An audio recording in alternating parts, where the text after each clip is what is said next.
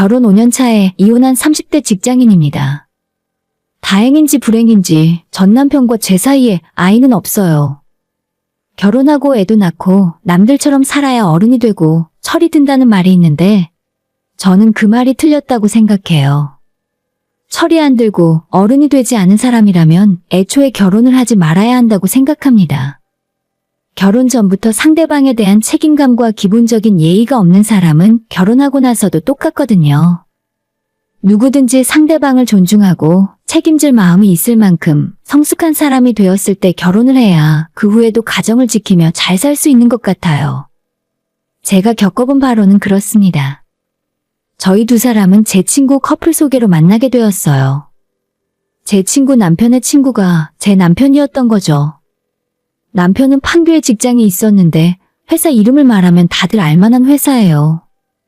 연봉은 저보다 적었지만 둘 다 직장은 그만하면 탄탄해서 누가 더 잘났네 못났네 따질 이유가 없었습니다. 그리고 처음 사귀기 시작할 때는 두 사람 모두 결혼 생각은 당장 없다고 이야기를 해왔어요. 저도 결혼에 대해 무서움이 있었고 남편도 마찬가지였겠죠. 근데 사귀다 보니 서로 잘 맞고 남자가 성실하고 착한 것 같아서 결혼 생각이 점점 들더라고요. 하지만 남편은 결혼 자금을 모아둔 돈이 거의 없다고 말했었습니다. 저는 남편의 경제력은 큰 상관을 하지 않았어요. 왜냐하면 저희 집안이 어느 정도 여유가 있는 상황이었기 때문이에요.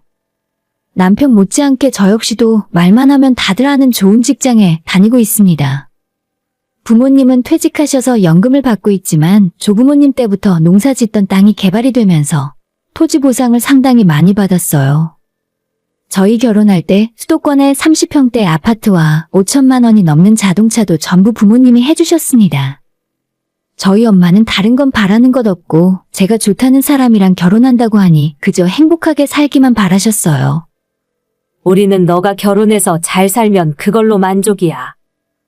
다만 너가 선택한 사람이니까 힘든 일이 있더라도 후회하지 말고 열심히 살아. 시어머니 될 사람도 그때 보니까 사람 좋아 보이시던데. 그래도 부모님이 양쪽 집안 형편이 조금 차이가 나는 부분에 대해서는 많은 걱정을 하고 계셨습니다. 저희 부모님도 하나밖에 없는 딸을 가능하면 좋은 집안에 시집을 보내고 싶으셨겠죠. 그렇다고 해서 결혼을 반대하신 적은 없었고 제가 좋다는 사람을 믿고 지지해 주셨던 분들입니다. 남편도 그 부분에 대해서는 저희 부모님께 고마워했어요. 자기가 직장 생활하며 모아놓았던 돈은 3천만 원이 전부였고 결혼 준비를 시작하면서 그 돈을 제게 맡기더라고요.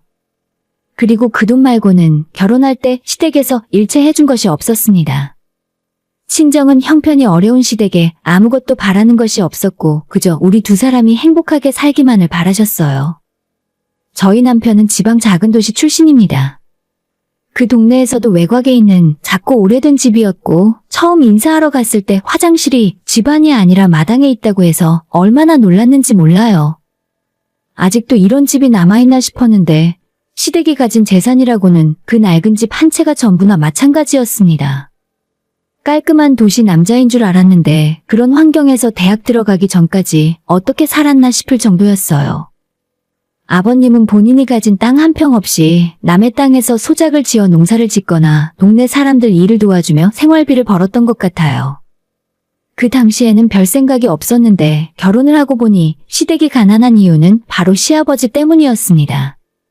아버님은 술을 아주 좋아하셨는데 남편이 어린 시절부터 가족들의 속을 썩였고 집안 돈을 가져가 탐진하기도 했다고 들었습니다. 뿐만 아니라 밖에서 술을 마시고 다니니 당연히 여자 문제도 좀 있었고 도박을 하다가 큰 돈을 날려먹기도 하는 등 시어머니가 많이 고생을 한 것 같더라고요. 결혼할 때 남편은 자기 집안 상황에 대해서 전혀 숨기는 것이 없었어요. 지금 같으면 절대 결혼을 하지 않았을 텐데 그때는 뭐에 홀렸었는지 남편하고 살면 주변에 흔들리지 않고 행복하게 잘 살 수 있을 거란 큰 착각을 했었죠. 남편은 처음 자기 집에 인사하러 갈 때도 자기 아빠를 보면 놀라지 말라고 미리 여러 가지 이야기를 해줬었는데 그렇게 걱정 속에 처음 만난 남자친구의 가족은 정말 여러 가지 감정이 들더라고요. 저는 제 주변 친척들 친구들 중에 그런 가족 유형이 없어서 처음 겪어봤어요. 드라마에 나오는 가부장적이고 강압적인 아버지와 순종하는 시어머니, 그리고 잔뜩 기가 죽어 주눅이 들어있는 자식들까지. 하지만 천만다행이라고 해야 할지 그 와중에 시어머니는 참 좋은 분이셨습니다. 이해심 많고 따뜻한 분이셨어요. 다만 끝도 없이 이어지는 지독한 가난 때문에 삶에 찌들어 있는 것처럼 보였습니다.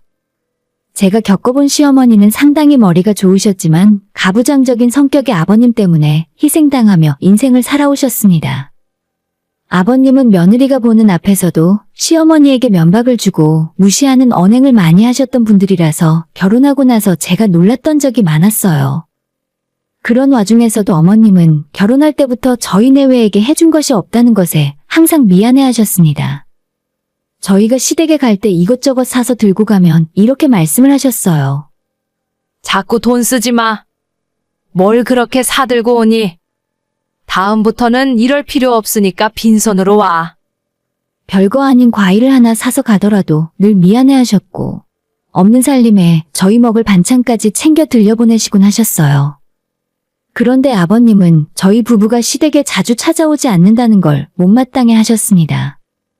옛날 같았으면 결혼해서 몇 년 동안 시부모 모시고 사는 게 당연한 일이었어. 너희들끼리 편하게 살면 자주 찾아오기라도 해야지. 어떻게 한 달에 한 번 얼굴을 보일까 말까 하냐? 앞으로 신경 좀 써라. 아버님이 저희한테 이렇게 말씀을 하시면 어머님이 떨리는 목소리로 막으셨어요. 그만 좀 하세요. 우리가 집이라도 멀쩡해야 애들이랑 같이 살자는 소리가 나오죠. 애들 불러놓고 이상한 소리 좀 하지 말아요. 사돈댁에서 아이들 편하게 살라고 집까지 해줬으면 고마운 줄 알아야죠. 시어머니는 항상 이런 식으로 방패막이를 자처하셨어요. 그나마 불행 중 다행인 건 시아버님이 나이가 들기도 했고 제가 시집 온 뒤로 어머님을 대하는 게 많이 누그러졌다고는 하지만 그래도 어머님이 며느리 편을 들어주는 걸 고깝게 여겨왔던 것 같습니다. 제 남편을 앉혀두고 술을 마시면서 이런 말씀을 자주 하셨어요. 여자는 남자가 길들이며 살아야 한다. 일단 여자한테 절대 돈을 맡기면 안 돼. 남자가 돈줄을 꽉 쥐고 살아야 여자가 남자를 우습게 안 보는 거야. 이런 소리를 제가 옆에서 뻔히 듣고 있는데도 하셨어요. 그런 말을 들으며 남편은 아무 말 없이 고개만 끄덕끄덕 하더라고요. 물론 자기 아버지의 말이 맞는 소리라 그랬다고 생각하진 않습니다. 그 성격을 아니까 대충 앞에서 맞춰드린 척 했겠죠. 하지만 사람이 주변 환경의 영향을 많이 받다 보니 아무리 자기는 아버지와 다르다고 해도 제가 살면서 느낀 건 남편 역시도 아버님과 닮은 점이 생각보다 많았습니다. 원래 신혼부부가 결혼 초반에 많이 싸우기 마련이잖아요. 평생 다른 환경에서 살다가 한 집에서 같이 살다 보면 맞춰나가야 하는 것이 한두 가지가 아니죠. 저와 남편이 가장 많이 의견이 갈리고 다툰 이유는 가사 분담 문제였어요. 남편은 집이 그냥 놔두면 저절로 깨끗해지는 줄 아는 사람이었습니다. 둘이 맞벌이를 하는데 남편은 자기 몸만 깨끗하게 할 줄 알았지 다른 것에는 전혀 관심이 없었어요. 매일 청소도 해야 하고 빨래도 해야 하는데 그런 건 모르더라고요. 그래도 그 당시에는 남편이 제 눈치를 보던 때라 제가 이거 해라 저거 해라 잔소리를 하면 듣는 신용이라도 하긴 했어요. 또 한 가지 싸울거리는 남편은 아버님을 닮아 술을 너무 좋아했습니다. 결혼 전에야 같이 마시고 다녔으니 몰랐는데 남편은 결혼하고 난 뒤에도 술자리나 친구들 모임을 너무나도 좋아했어요. 저도 회사 생활하면서 회식도 하고 친구 만나는 것도 좋아하기 때문에 그런 걸 어느 정도는 이해하지만 그래도 어느 정도껏 해야죠. 돈도 별로 없는 사람이 어디 가면 있는 척은 왜 그렇게 하고 다니는지. 남자들끼리 모인 자리에서도 술값을 자기가 낸다고 설치는 사람이었어요. 그러니 제가 이 사람과 싸울 일이 많았죠. 그래도 제가 정해준 선을 넘지는 않아서 일방적인 잔소리로 끝나는 날이 많았어요. 시아버지는 몸이 안 좋아지셔서 그나마 다니던 일도 못 다니시고 집에서 삼시세끼를 어머님에게 얻어먹는 와중에 술은 꼬박꼬박 빼놓지 않고 드셨답니다. 어머님이 정말 많이 힘드셨을 것 같아요. 당뇨 합병증에 고혈압도 있고 간 수치까지 안 좋은 말 그대로 걸어다니는 종합병원 그 자체였는데 제가 결혼하고 1년 만에 아버님이 돌아가셨습니다. 솔직히 고인을 두고 이런 말을 하면 안 되는 건 잘 알지만 차라리 그게 잘 된 일 같았어요. 어머님이 늘 아버님이 저지른 일을 수습하고 먹여 살린 거나 다름이 없으셨는데 이제는 좀 편하게 사시려나 생각했습니다. 미우나 고우나 가족이니까 싫어도 그냥 얼굴을 봐야 하는 수밖에 없었는데 골칫거리가 해결되니까 막혔던 하수구가 뚫리는 것처럼 숨통이 트이는 느낌이었죠. 친정엄마는 시아버지 장례를 치르고 나서 저희 시어머니가 걱정이 되셨던 것 같아요. 이제 너희 시어머니 혼자 되셨는데 너희가 좋은 집으로 모시는 걸 생각해봐. 지금 사시는 집은 화장실도 밖에 있고 불편하시다며. 혼자 사시기 편한 곳으로 이사하실 수 있게 도와드리는 건 어때? 요즘 영구임대 아파트도 좋은 곳 많더라. 라고 하시면서 혼자 사시는 시어머니 걱정을 하셨어요. 제 생각에도 그래야 할 것 같았습니다. 그동안 시아버지 고집 때문에 집에 돈도 못 들이고 그렇게 불편한 환경에서 사셨는데 이제라도 편한 곳에서 사실 수 있도록 도와드려야겠다는 마음을 먹었습니다. 근데 제가 이 이야기를 했더니 남편은 오히려 시큰둥했어요. 저 역시 시골집을 부수고 다시 짓는 것이 아니라면 굳이 그런데 돈을 들이기보다는 저희 집과 왕래가 쉬운 곳으로 이사를 오시는 게 나을 듯 했습니다. 그런데 그때 저희 친정아빠가 좋은 이야기를 해주셨어요. 친정아빠는 예전에 조부모에게 땅을 물려받으셨고 그게 토지 보상을 받으며 재산을 늘린 뒤로 부동산에 상당히 관심이 많으셨어요. 시어머니가 사시는 인근 도시에 대규모로 재건축을 한다는 정보를 지인을 통해 들으시고는 땅을 사야 한다고 말씀을 하시면서 시어머니에게 시골집을 팔고 어느 지역에 아파트를 사라고 말씀을 하셨습니다. 정말 낡은 아파트였고 25평짜리가 1억이 조금 넘는 아주 싼 가격이었기 때문에 어머님의 시골집과 주변 땅을 정리하면 2채 정도 살 수 있는 돈이 되었습니다. 저희 부모님은 제 남편한테까지 전화를 걸어 재건축 기회를 잡으라고 당부하셨죠. 어머님이 시골집을 팔고 새로 살 집을 구할 때까지 저희 부모님이 가지고 계신 다세대 건물에 빈집이 있으니 그곳에서 사셔도 된다고 말하셨거든요. 사실 시어머님은 사돈에게 도움을 받는 것이 면목이 없다며 계속 그 집에 살겠다고 고집을 부리시던 중이었습니다. 남편까지 나서서 어머님을 설득하니 결국 못 이기는 척 허락을 하셨습니다. 시어머니 새 거처를 마련해드리고 시골집과 소소한 땅들을 전부 정리하는데 반년 정도가 걸렸습니다. 어머님은 제게 며느리가 집안에 잘 들어와서 좋은 일만 생긴다며 고마워하셨죠. 우리 집안에 복덩이가 들어왔구나. 너한테는 그저 고마운 마음뿐이야.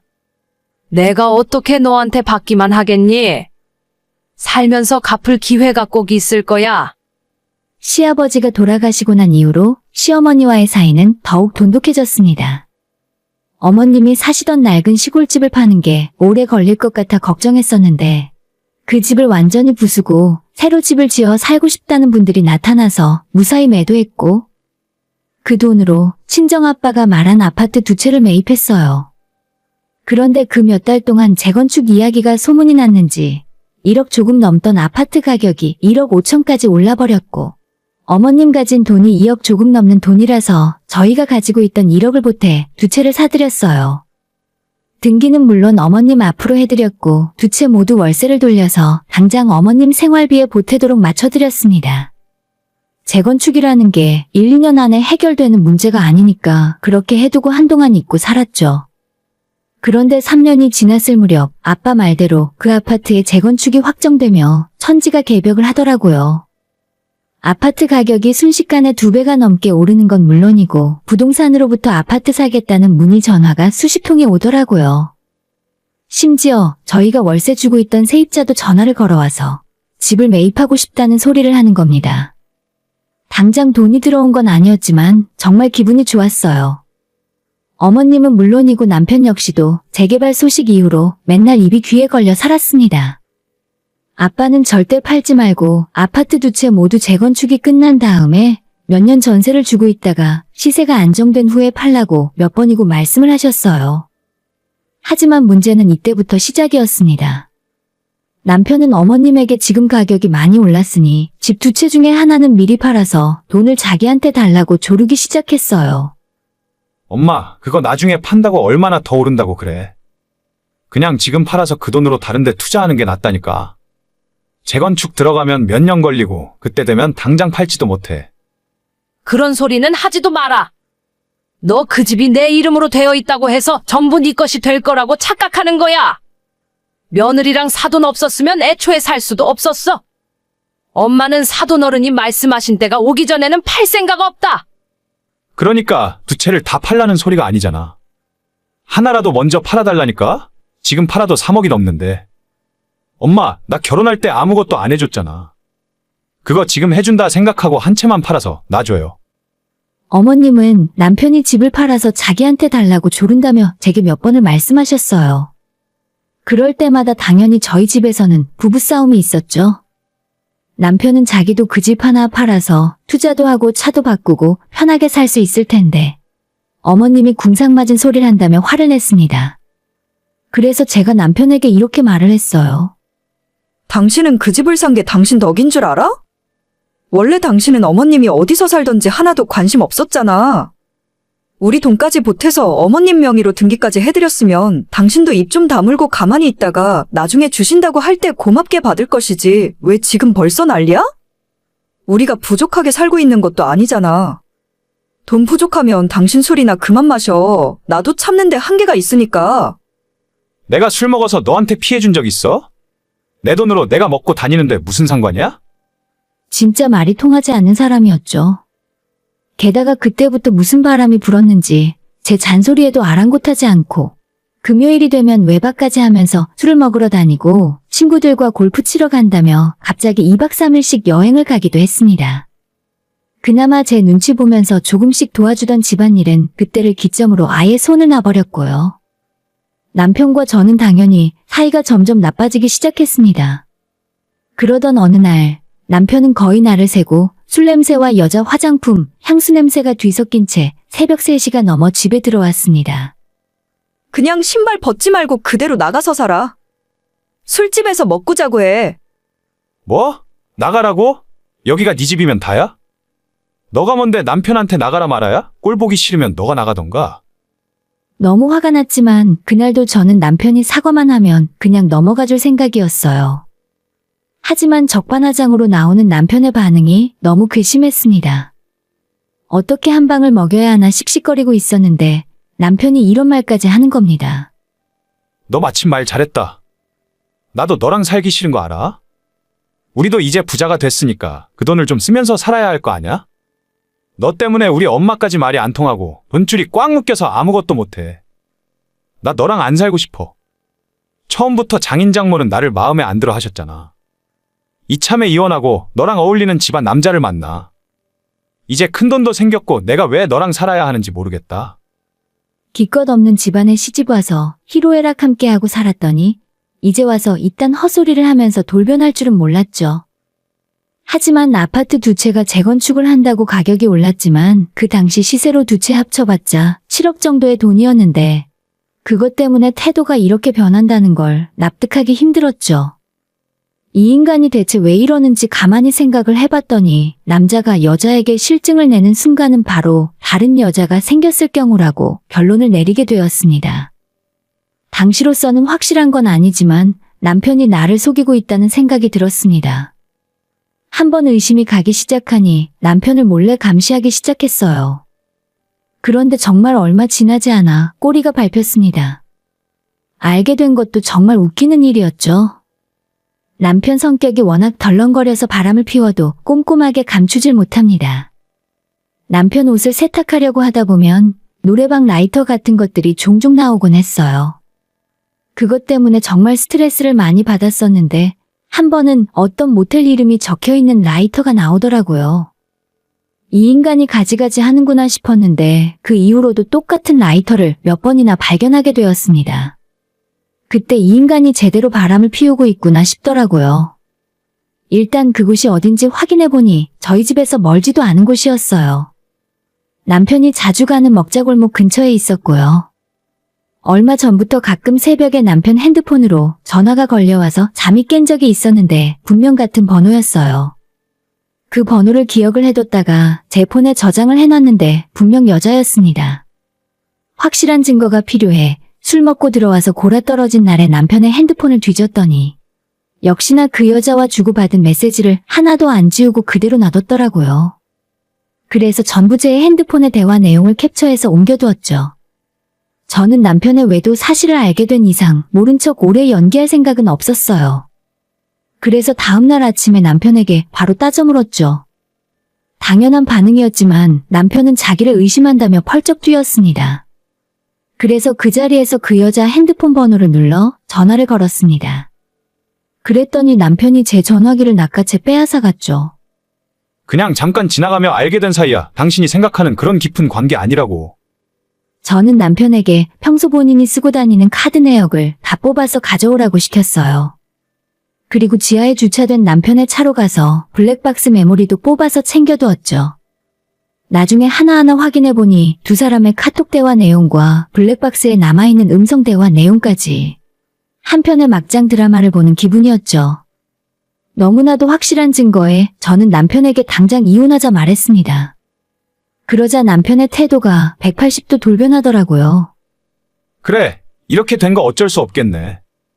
쓸데없이 일 키우지 말고 그냥 합의 이혼하자.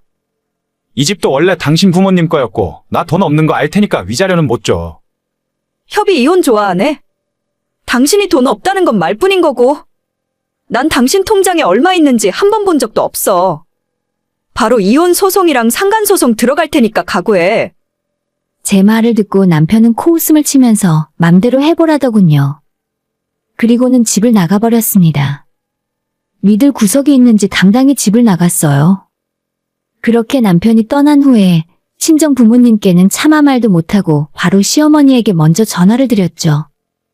남편이 바람을 피우고 이혼하자고 한다고 끝까지 어머님 며느리가 되지 못할 것 같아 죄송하다고 말씀을 드렸습니다. 그게 참말이니? 아니, 그 미친놈이 간이 배 밖으로 튀어나왔구나. 과분한 마누라 얻었으면 하늘같이 모시고 살 것이지. 내가 갈 테니까 내일 하루는 출근하지 말고 집에 있어라. 어머님은 다음날 바로 저희 집으로 오셨어요. 그리고 손에 커다란 봉투를 들고 오셨습니다. 내가 밤새 생각을 해봤는데 내 생각엔 우리 아들은 너를 품을 그릇이 못 되는 놈인 것 같다. 지가 지발로 들어온 복을 차는데 그런 놈은 아무리 이야기해줘도 몰라. 이거 받아라.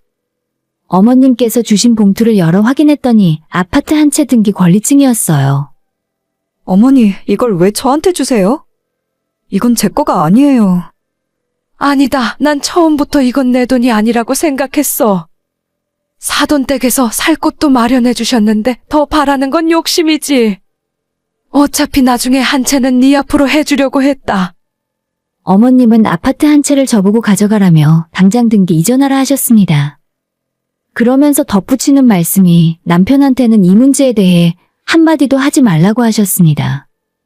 그 말에 선뜻 대답도 못하고 울고만 있었어요. 시어머니는 던지듯 제품의 서류를 주시고는 가버리셨어요. 한참을 고민한 끝에 저는 그 아파트를 받기로 했어요. 어머님한테 받는 게 아니라 남편 몫의 재산을 위자료로 받는 셈 쳤고요.